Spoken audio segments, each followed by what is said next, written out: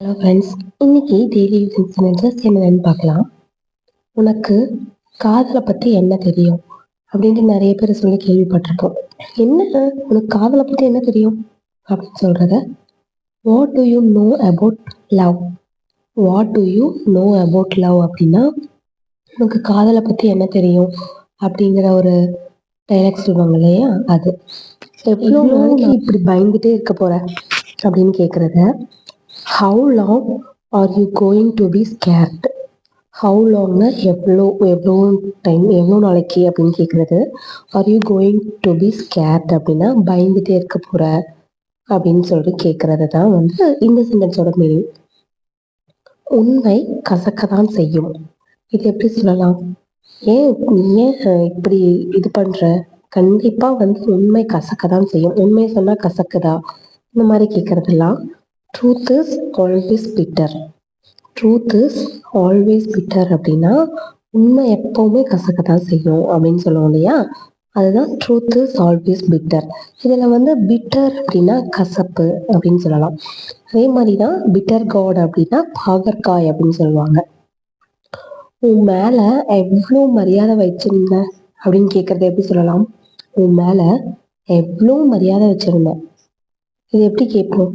I hate a huge respect on you அப்படின்னு சொல்லலாம். I hate a huge respect அப்படின்னா உன் மேலே எனக்கு மரியாதை இருக்கு. ஆன் யூ அப்படிங்கிறத உன் மேலே அப்படின்னு சொல்கிறது. I hate a huge respect on you அப்படின்னா உன் மேலே ஒரு பெரிய மரியாதை வச்சுருக்கேன் அப்படின்னு சொல்கிறது. அவன்கிட்ட ஒரு பொண்ணுக்காக சண்டை போட்டியா? அவன்கிட்ட போய் ஒரு பொண்ணுக்காக சண்டை போட்டியா அப்படின்னு கேட்பாங்க இல்லையா. இது வந்து நிறைய டிவி டைலாக்ஸ்லாம் பார்த்துருக்கலாம். அவன்கிட்ட போய் ஒரு பொண்ணுக்காக அவன்கிட்ட போய் சண்டை போடுறியா அப்படின்னு கேட்குறத did you fight with him for a girl அப்படின்னு கேட்கலாம். Did you fight with him for a girl அப்படின்னா ஒரு பொண்ணுக்காக, ஃபார் அ கேர்ள்னா ஒரு பொண்ணுக்காக. டிட் யூ ஃபைட் வித் ஹிம்னா அவன் கூட சண்டை போட்டியா அப்படின்னு சொல்லி கேட்குறது.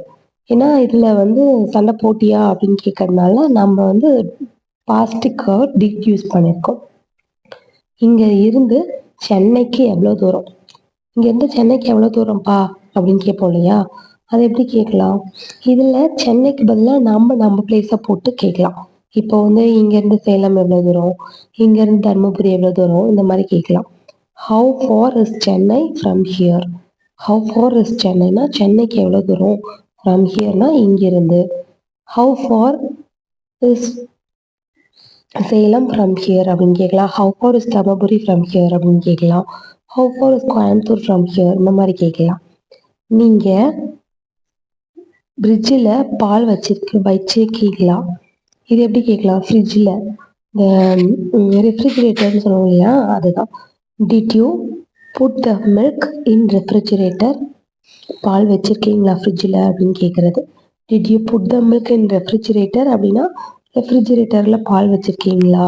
Did you put the milk for coffee. அதாவது பால் வச்சுருக்கீங்களா, புட் த மில்க்னா வச்சுருக்கீங்களா அப்படின்னு சொல்கிறது. உனக்கு கல்யாணம் பண்ணுற எண்ணமே இல்லையா? Have you no idea of getting married. Have you no ஐடியானா எண்ணமே இல்லையா அப்படின்னு கேட்குறது. ஆஃப் கெட்டிங் மேரிட்னா கல்யாணம் பண்ணுறதுக்கு. ஐ ஹோப் உங்களுக்கு இன்னைக்கு சென்டென்சஸில் நம்ம பார்த்த சென்டென்ஸ் எல்லாமே டே டு டே லைஃப்பில் யூஸ் பண்ணி அடிக்கடி பேசுகிற சென்டென்சஸ் தான் இருக்கும். இந்த மாதிரி டெய்லி யூஸிங் சென்டென்சஸ் நம்ம சேனலில் நிறைய போஸ்ட் பண்ணிகிட்ருக்கோம். போய் ப்ளேலிஸ்ட் செக் பண்ணி பாருங்கள். அண்ட் கண்டிப்பாக சேனலை சப்ஸ்கிரைப் பண்ணி உங்கள் சப்போர்ட்டை சேனலுக்கு கொடுங்க. அது எனக்கு இன்னும் மேலும் மோட்டிவேஷனாக இருக்கும் நான் மேலும் வீடியோஸ் போடுறதுக்கு. Stay tuned for next video. Tata, by.